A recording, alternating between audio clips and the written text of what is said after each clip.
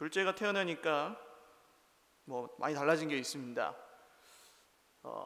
이제 둘째 아빠의 마음이 첫째 아빠의 마음과 다르다는 걸 경험하고 있고, 첫째는 이제 정신이 없어서 이게 좋은지 안 좋은지도 모르고 키웠던 것 같은데, 또 사실 제가 바쁘다 보니까 뭐 한 게 별로 없습니다.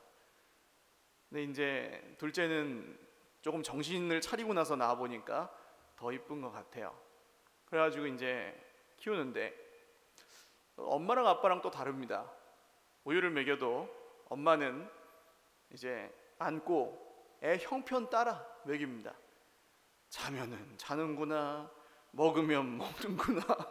그러니까 1시간이고 2시간이고 이 기다려주면서 먹여요. 아빠는 어떻습니까? 나가서 일도 해야 되고 하니까 아빠가 혹시 먹일 때는 먹어 그러면서 이제 우유병을 들이대면 애가 먹다가 크 하고 하면 엄마가 왜 그러냐고 뺏어가고 그렇습니다.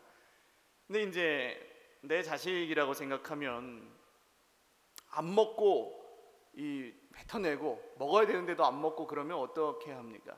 그래도 기다릴 수가 있는 겁니다. 사랑이죠.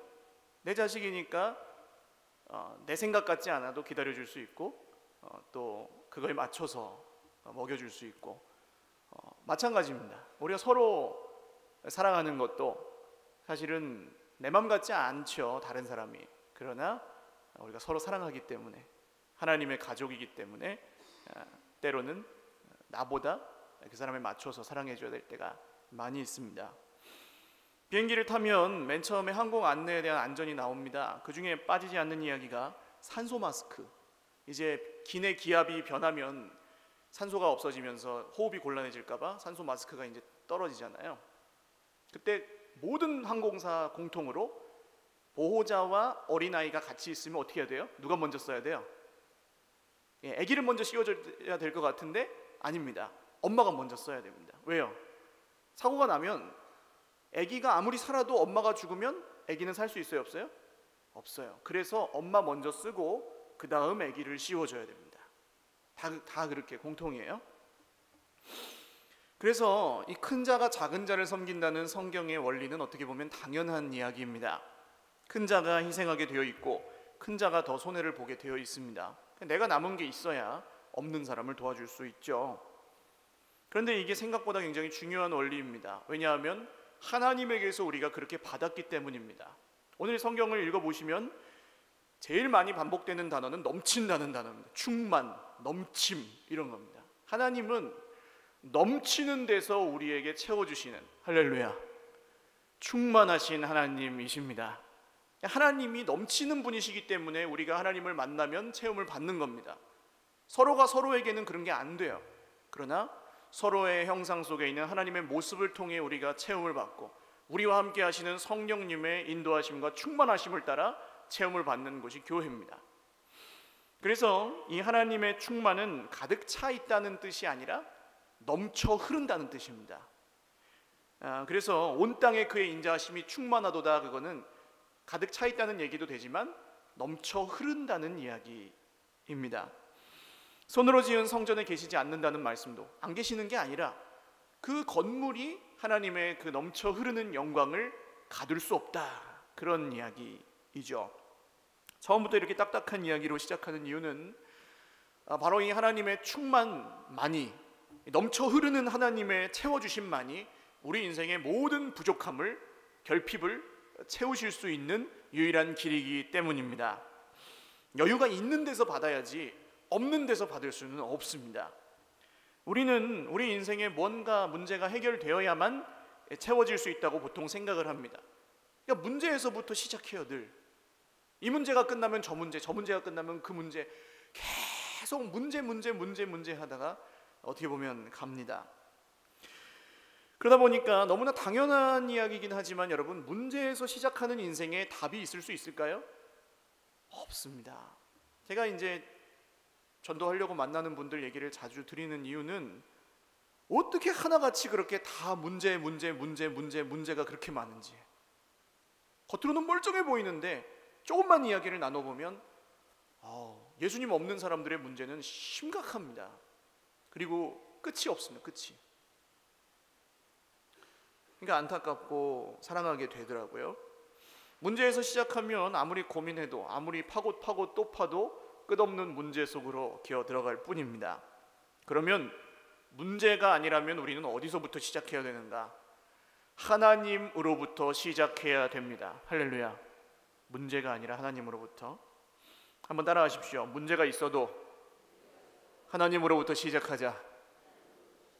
할렐루야. 그런 사람이 어떻게 사는지 아십니까? 예배하면서 사는 겁니다. 오늘 여러분처럼. 할렐루야. 문제를 뛰어넘어서 예배하시기를 주님의 이름으로 축원합니다. 문제가 있어도 예배가 흔들리지 마시기를 주님의 이름으로 축원드립니다. 그게 우리의 믿음이죠. 지난 시간에 그래서 우리의 속사람이 하나님을 만나서 그분의 풍성하심을 체험하고 성령 안에서 속사람이 강건해져야 된다, 그런 말씀을 나눴고요. 오늘 이어지는 바울의 기도를 보시면 17절에 첫 번째로 나오는 단어가 무엇입니까? 믿음입니다. 믿음. 같이 한번 읽겠습니다. 17절 시작. 믿음으로 말미암아 그리스도께서 너희 마음에 계시게 하시옵고 너희가 사랑 가운데서 뿌리가 박히고 터가 굳어져서. 아멘. 이 바울의 기도가 계속되고 있는 겁니다. 믿음으로 말미암아 그랬습니다. 이 믿음은 우리가 예수 그리스도를 구주로 믿어서 구원받는 믿음인 동시에 더 넓은 의미의 믿음, 그리스도께서 항상 우리 마음에 계시다는 사실을 믿는 믿음입니다. 우리가 믿음이 있다고 하지만 문제가 생기면 어떻게 돼요? 문제가 예수님 자리를 뺏어요. 이상합니다. 그럴 수가 없는데 뺏어요. 그래서 기도해도 예배해도 문제가 생기면 더 예수님 바라봐야 되는데 오히려 방해를 받고 딴 생각이 나고 그렇습니다. 그럴 때 이제 믿음이 좋은 분들이 있어요. 그런 분들은 뭐라고 합니까? 네가 믿음이 부족해서 그래, 그러죠. 기도를 안 해서 그래. 물론 성경을 봐, 이런 얘기요. 정답이지만 절대로 그렇게 접근해서는 해결이 돼야 안 돼요.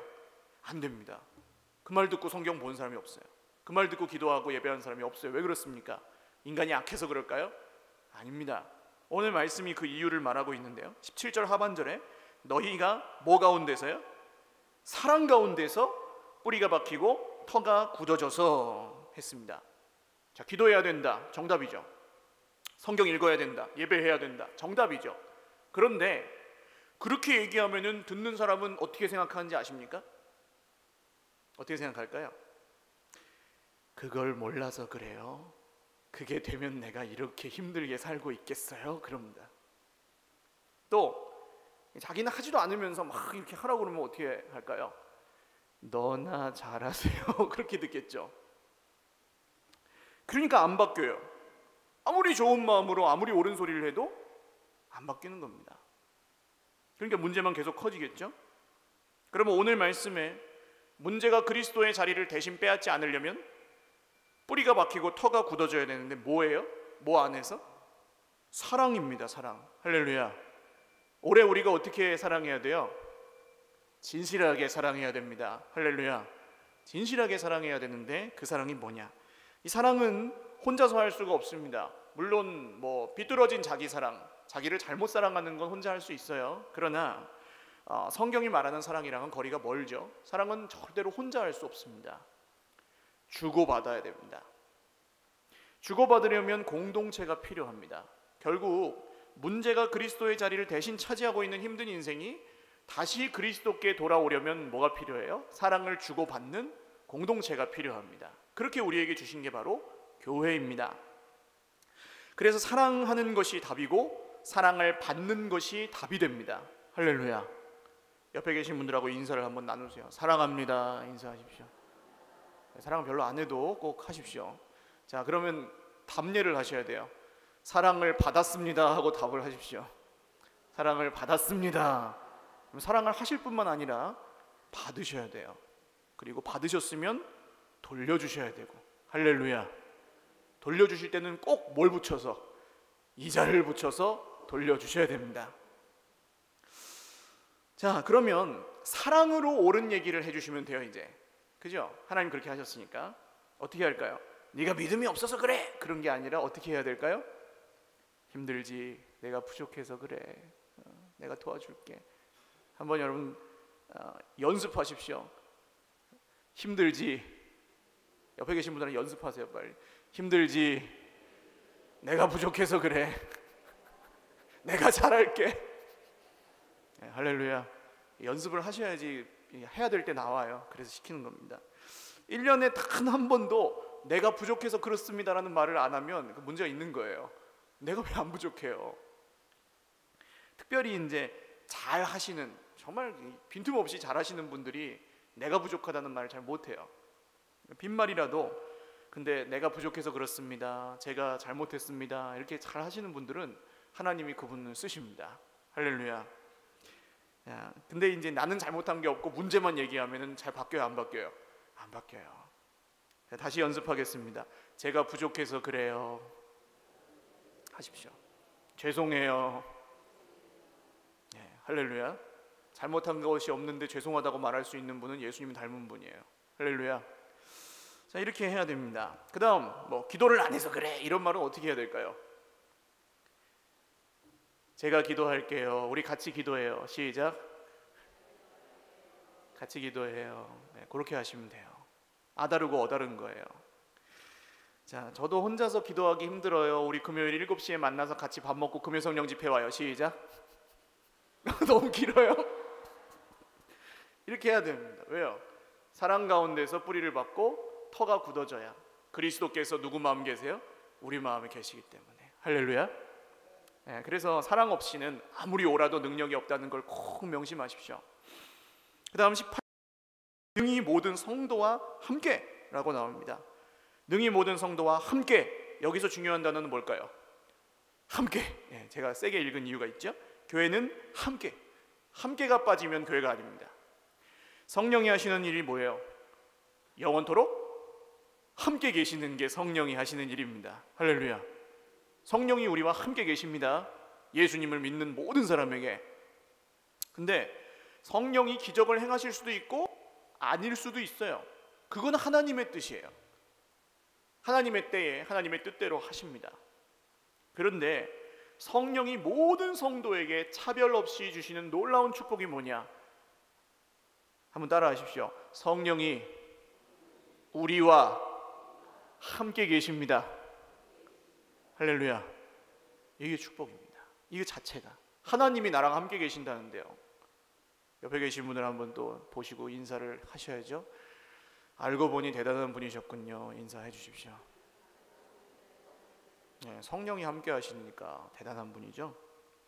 근데 지금 딱 하시면서도 속으로 나는 잘 모르겠는데요 하시는 분이 한 2분 정도 있어서 설명을 조금 더 드릴게요. 얘기를 다 아시는 얘기일 텐데요. 어떤 사람이 인생의 고난의 길을, 광야 길을 쫙 걸어가는데 뒤를 돌아보니 형편이 이제 이 발자국이 보통 4개인 거예요. 내가 주님과 함께 걸어왔구나 하고 잘 보니까 인생이 너무 힘들고 어려울 때에는 발자국이 2개인 거예요. 야, 그때 주님이 나를 떠났구나. 주님이 없어가지고 그렇게 힘들었구나 하고 막 마음이 좀 안 좋아졌습니다. 화가 벌컥 나가지고 주님한테 가서 따졌습니다. 주님, 그때 왜 그러셨어요? 어찌하여 나에게 그런 시련을 주셨나이까 하고 따지니까 주님 뭐라고 하십니까? 네가 형편이 좋을 때 나는 네 옆에서 네 손을 잡고 걸어갔고, 네가 형편이 안 좋고 상황이 힘들고 문제 때문에 걷지도 못하고 뛰지도 못하고 옴짝달싹 못할 때는 내가 너를 업고 걸었느니라. 할렐루야. 그러니까 발자국이 2개죠. 내가 못 걷고 주님이 걸어가신 거 아닙니까? 사랑하는 여러분, 우리는 몰라도 주님이 우리와 영원히 함께하고 계십니다. 할렐루야. 왜요? 약속하셨으니까. 어떻게 믿을 수 있습니까? 약속하신 분이 주님이시니까. 할렐루야.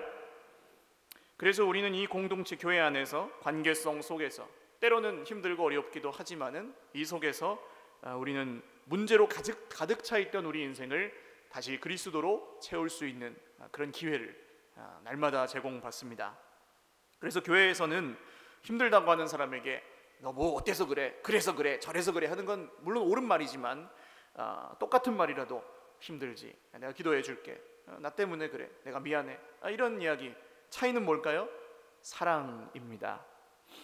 아무리 좋은 말도 사랑이 없으면 그 말을 듣기가 어렵지요. 그러나 아무리 듣기 불편한 말이라고 해도 사랑으로 할 때 진심은 통하게 되어 있습니다. 설교자가 제일 어려워요. 사실 늘 좋은 말만 할 수는 없습니다. 때로는 가르쳐야 되고 때로는 경책해야 될 때도 있고 때로는 잘못된 것을 바로 잡아야 될 때도 있습니다. 근데 그거를 가능하게 하는 어떤 게 저는 뭐 사람이 성격이나 어떤 어조나 태도나 말을 좀 이렇게 잘 지혜롭게, 물론 이거 다 해야 되는 겁니다만 그런 건 줄 알았어요. 근데 이제 목회를 쭉 하다 보니까 그게 아닙니다. 옳은 말을 사랑을 담아서 할 수 있는 유일한 능력은 기도로부터 나옵니다. 할렐루야. 기도를 안 하면은 아무리 옳은 말을 해도 하나도 안 들려요.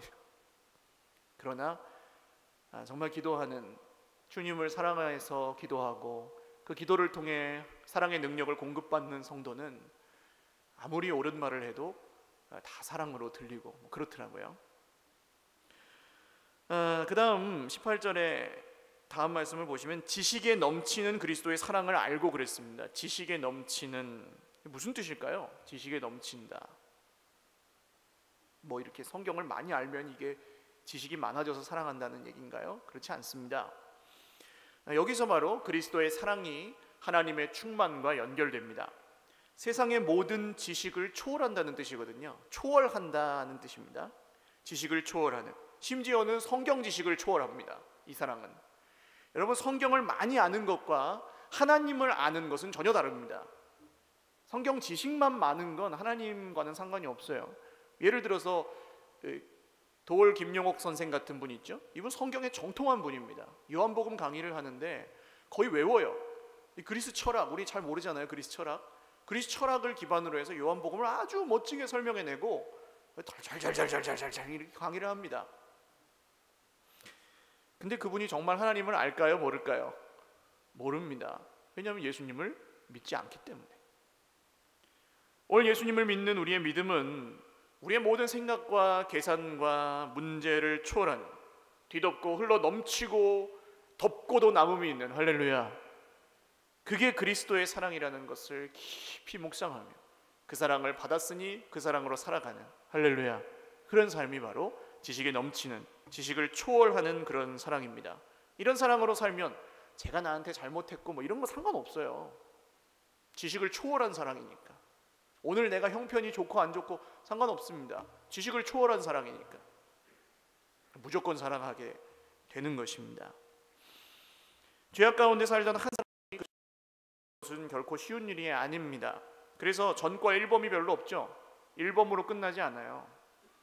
한번 딱 길이 나면, 제가 요새 자주 쓰는 비유인데, 아파트 주차장에 잔디밭에 길이 아닌데 길이 나버리죠. 사람들이 하도 글로 다녀서 요렇게 돌기가 싫어가지고 질러간 길은 다 길이 되지 않습니까? 한번 길이 나면은 거길로 안 다니던 사람들도 다녀야 안 다녀요? 다녀요. 그게 인간입니다. 그러니까 죄는 한번 길을 내면 처음이 어렵지 그 다음에는 아주 그냥 계속 갑니다. 그걸 끊기가 얼마나 어렵습니까? 근데 이제 전과미 몇 범이 한 여자로부터 막 사랑을 받았어요.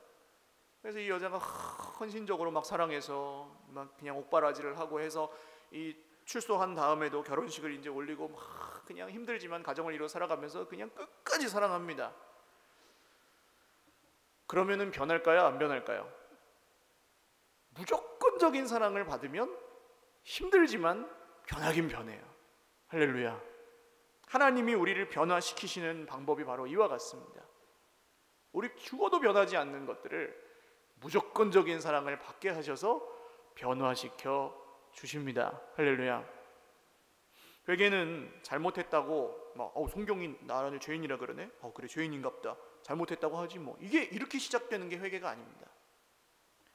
진정한 회개는 내가 죄인인 줄을 모르고 있다가 머리로는 알지 몰라도 마음으로는 내가 잘못한 게 뭐야 이러고 있다가 어느 날 하나님의 때에 이 지식에 넘치는 그리스도의 사랑이, 지식을 초월한 그리스도의 사랑이, 나의 모든 계산과 이해를 뛰어넘는 그리스도의 사랑이 진짜 거대하게 내 영혼에 꽉 부딪혀 올 때, 그때 나도 모르게 눈물이 나고 나도 모르게 내 마음이 움직이고 나도 모르게 도저히 그 설명할 수 없는 사랑을 내가 진짜 받았구나 하고 믿어질 때, 그때 회개가 나옵니다. 시작됩니다.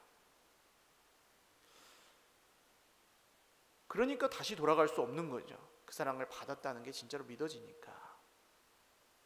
의지적인 회개도 있습니다만 결국 의지적인 회개도 그걸 향해 가는 겁니다. 그리스도의 사랑이 정말 얼마나 무조건적이고 나의 그 지식과 이해의 한계를 뛰어넘는 사랑인지, 그걸 깨달을 때 이제 하나님이 하시는 일, 구원이 일어나죠. 바울이 지금 기도하는 게 바로 그런 일이 에베소서 교회에 일어나게 해달라고 기도하고 있습니다. 근데 여기서 끝나지가 않아요. 넘쳐 흐르는 거기 때문에 19절 읽겠습니다. 시작. 그 너비와 길이와 높이와 깊이가 어떠함을 깨달아 하나님의 모든 충만하신 것으로 너희에게 충만하게 하시기를 구하노라. 지식에 넘치는 그리스도의 사랑을 맛을 보면 그 다음에는 너비와 길이와 높이와 깊이가 어떠함을 깨닫게 해주시는 겁니다. 여러분 혹시 깨달으셨습니까? 그리스도의 사랑의 이 너비와 길이와 높이와 깊이 몇 킬로미터 정도 될까요? 이 너비와 길이와 높이는 우리가 평생을 재도 잴 수가 없습니다. 사람이 잴 수 있는 단위가 아니에요. 근데 이것을 우리가 조금이라도 매일매일 조금씩이라도 깨달을 수 있는 길을 우리에게 허락해 주신 게 뭡니까? 예수님의 말씀입니다. 그래서 말씀을 통해 이 사랑의 너비와 길이와 높이와 깊이를 계속 경험하는 분들은 어떻게 되냐 하면요, 마음이 요동하지 않습니다. 할렐루야. 내 마음에 노래가 있으니 세상이 나를 요동하여도 내 마음으로 내 주를 노래하리라. 내 주를 노래하리라. 내 마음에 찬양이 있으니 사단이 나를 요동하여도 내 영으로 내 주를 찬양하리라. 내 주를 찬양하리라. 내 중심에 기도가 있으니 사랑이 나를 결박하여도 내 중심으로 내 주께 기도하리라. 내 주께 기도하리라. 할렐루야. 요동하지 않습니다. 갖고 놀아요. 사단은 우리를 사람을 통해서, 물질을 통해서, 문제를 통해서 팍 쥐고 흔들려고 합니다. 제일 먼저 잃어버리는 게 뭐라고요? 예배와 말씀과 기도. 사단이 하는 짓입니다. 이게. 그런데 이 너비와 길이와 높이와 깊이를 우리가 깨달으면 깨달을수록 흔들리지 않습니다. 요동하지 않습니다. 하나님이 우리에게 주신 선물이죠. 왜 그렇습니까? 여러분, 바다에서 수영을 해보면 수영장에서 수영하는 게 좀 재미가 없어요. 깊은 바다에 흠뻑 들어가가지고 그 신비를 맛본 사람은 찰랑찰랑하는 개울가에서는 재미없어서 못 놀아요. 그렇기 때문에 그렇습니다. 무한한 사랑 속에 헤엄쳐 본 성도는 누가 힘들게 하고 뭐 이런 것들, 주님이 나를 어떻게 사랑하셨는데요? 똑같이 예수를 믿어도 이 사랑을 우리가 계속해서 날마다 더 깊이 깨달아가지 못하면 요동할 수밖에 없습니다. 현상에 집중돼요. 좋으면, 잘 되면 좋아하고 못 되면은 열받고. 물론 사람이기 때문에 안 그럴 수는 없습니다만, 매일매일 그리스도의 풍성한 사랑, 지식에 넘치는 그리스도의 사랑에서 그 깊은 바닷속에서 헤엄치는 저와 여러분 되시기를 주님의 이름으로 축원합니다. 그러면 이제 그런 것들 하나하나에 막 이리 휩쓸렸다 저리 휩쓸렸다 하지 않아요. 바다는 태풍이 불어도 겉에는 막 이러지만 속엔 어때요? 잔잔합니다. 할렐루야. 1만 달란트 빚진 사람 이야기를 아시죠? 어떤 사람이 1만 달란트 탕감 받고 돌아오다가 자기한테 100데나리온 빚진 사람 만났습니다. 유치장에 쳐 넣었습니다. 왜 그렇습니까? 1만 달란트 탕감 받은 게 얼마나 큰 건지 잘 모르고 별로 고맙지가 않아서 그렇습니다. 그러니까 남을 향해 화살을 쏠 수밖에 없는 거죠. 성경에 나오는 예를 잠깐 들고 마치겠습니다. 사울과 다윗이에요. 이스라엘의 첫 번째 왕이 사울이고 두 번째 왕은 다윗입니다. 사울은 이 하나님의 사랑에 별로 관심이 없는 사람이었습니다. 잘생기고 키가 크고 똑똑했습니다. 싸움도 잘하고. 근데 하나님의 사랑을 받고 싶어 하지도 않았고 별로 알고 싶어 하지도 않았습니다. 그래서 철저하게 사람 앞에서 이 체면 있죠, 체면. 사무엘이 와서 이렇게, 사무엘 선지자가 왕이시여 실수했습니다, 하나님께 잘못했습니다 하니까 이 사울이 뭐라고 합니까? 백성들 앞에서 그래도 체면 한번 살려주십시오 하고 그냥 넘어가 버려요. 사울의 인생이 어떻게 갑니까? 말년에는 다른 거 하나도 상관없어요. 자기 왕좌를 지키는 것만 혈안이 돼서 다윗을 죽이려고 하다가 그만 생을 마치고 맙니다. 하나님의 사랑에 충만함에 관심이 없으면 늘 자기 자리에 집착할 수밖에 없습니다. 출발은 좋았거든요. 겸손하고 지혜롭고 리더십이 있는 사람 사울이었습니다. 그러나 하나님의 충만한 사랑의 너비와 길이와 높이와 깊이를 날마다 경험하지 못하니까 이상하게 변해버렸습니다. 다윗은 어땠습니까? 다윗이 쓴 여러 가지 시편 중에 가장 유명한 시편이 뭘까요? 시편 몇 편이에요? 23편이죠.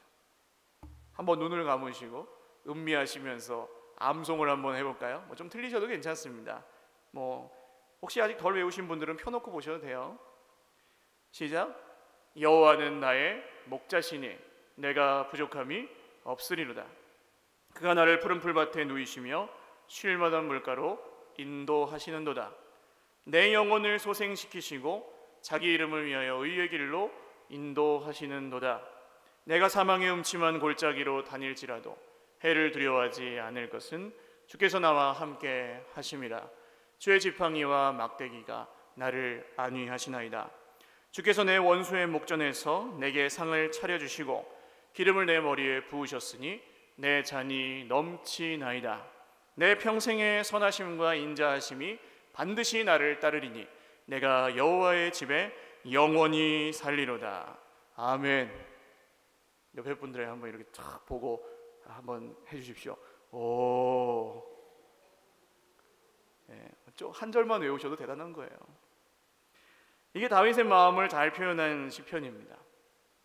5절에 보시면 뭐라 그래요? 내 잔이 넘치나이다.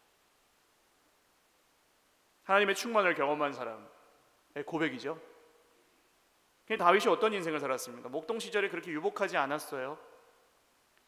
아버지에게 무시당했어요. 사무엘 선지자가 다윗을 찾아왔는데 다윗만 안 불러요. 막내라고. 무슨 이유가 있었는지 모르겠습니다. 성경에 안 나오니까. 성경에 나온 건 극히 일부지만 제가 보기에는 다윗의 가정은 결손 가정입니다. 골리앗과 싸울 때는요, 가가지고 하나님을 모욕하는 저 골리앗 내가 싸워보겠다 하니까 큰형이 이 어린 놈은 애가 어디 까분다고 막 뭐라 해요. 근데 이 다윗이 하는 말이 뭐예요? 넘친답니다. 고난이 넘치는 게 아니라, 핍박이 넘치는 게 아니라 하나님의 사랑이 넘치나이다. 할렐루야. 이 곰핍하고 무시당하던 다윗의 인생에 하나님의 충만으로 기름 부음을 받았을 때 그 모든 부족함과 없음과 억울함과 서운함이 다 해결이 되었습니다. 할렐루야. 나중에 부모님들, 형들이 사과했는지는 모르겠어요. 그러나 하나님의 이 다윗의 가족들을 다윗이 아니면 살 수 없는 상황으로 만들어 버리십니다. 역전해줘요. 다윗이 보살펴줘서 살죠. 왕이 됐고 결국. 한 가지 더 보실 것은 하나님의 충만은 한 번으로 끝나지 않습니다. 그리고 영원토록 계속됩니다. 할렐루야. 나의 평생의 인자하심과 선하심이 나를 따르리니 내가 여호와의 집에 어떻게 살아요? 영원히 살리로다. 할렐루야. 여러분, 사울이 몇 년을 다스렸을까요? 성경에 뭐 좀 년으로 물어보면 보통 40년 하시면은 반은 맞아요. 40년. 다윗은 몇 년을 다스렸을까요? 40년. 하나님을 사랑하는 사람도 40년, 하나님의 사랑에 별 관심이 없었던 사람도 40년. 기회는 똑같았습니다. 오늘 우리가 하나님의 사랑에 관심이 있을 수도 없고, 있을 수도 있고, 없을 수도 있어요. 기회는 똑같아요. 그러나 그 너비와 깊이와 높이와 길이가 어떠함을 깨달아 정말로 지식을 초월하는 그리스도의 사랑을 알고 그리스도 예수께서 저와 여러분의 마음에 계시게 하는 우리 모든 서일 공동체 가족이 되시기를 주님의 이름으로 축원합니다. 기도하겠습니다. 하나님, 오늘 예수님이 우리 안에 충만히 거하여 주시고 우리의 지식의 이해를 뛰어넘는 주님의 그 크신 사랑이 파도처럼 밀려와 내게 부딪힐 때 회개하게 하시고 주님을 찾게 하여 주시고 주님을 더욱 사랑하게 하시고 내 옆에 있는 형제를 사랑하게 하여 주시옵소서. 기도하겠습니다. 하나님 아버지, 지식에 넘치는 그리스도의 사랑을 오늘도 감사합니다. 나의 모든 억울함과 분노와 모든 힘든 것과 자존심 상함과 모든 손해와 희생과 모든 안 좋은 것들이 이 사랑 안에서 녹아지고 깨어지고 부서지기를 원합니다. 주님, 우리가 함께 가족이 되어 살아가는 것 결코 쉬운 일이 아니고 이 깨어진 세상 속에서 우리는 날마다 쓰러지고 넘어지지만 우리 하나님이 우리를 위하여 베푸신 그 크신 사랑을 인하여 우리가 예수를 보지 못하나 믿고 말할 수 없는 즐거움으로 기뻐하고 즐거워합니다. 주님, 사랑하신 주의 백성들에게 오늘도 힘과 능력을 더하시되 사랑의 능력을 주시옵소서. 기도할 때마다 주님의 사랑이 불일 듯 우리 속에 일어나게 하여 주시옵소서. 그 사랑으로 서로를 사랑할 때 애쓰지 않아도 노력하지 않아도 억지로 짜내지 않아도 주님을 깊이 사랑하고 교회를 깊이 사랑하며 서로를 깊이 사랑하는 그 사랑이 우리 속에 넘쳐 흐를 수 있도록, 그리고 당연하지 않고 받은 사랑을 돌려주고 이자를 붙여서 돌려주고 내가 더 사랑하고 내가 더 사랑하고 내가 더 사랑하고 할 수 있는 사랑의 연쇄적인 작용들이 우리 가운데 넘치게 일어날 수 있도록 주님, 사랑으로 갚고 사랑으로 받겠습니다. 받은 사랑을 그냥 흘려보내고 또한 또 흘려보내고 넘치게 흘려보내는 축복의 통로로 자라나기를 소망하오니 주여, 우리 모든 서일 공동체 가족들에게 은혜를 주시옵소서. 한 번 더 기도하겠습니다. 옆에 계신 분들 동성간에 손을 잡고 우리가 형제임을, 우리가 자매임을, 우리가 가족임을 기억하시면서 기도하셨으면 좋겠습니다. 한 분도 혼자 계신 분 없이 좀 손을 잡으셨으면 좋겠습니다. 주님, 내 옆에 지금 내 손잡고 있는 이 지체가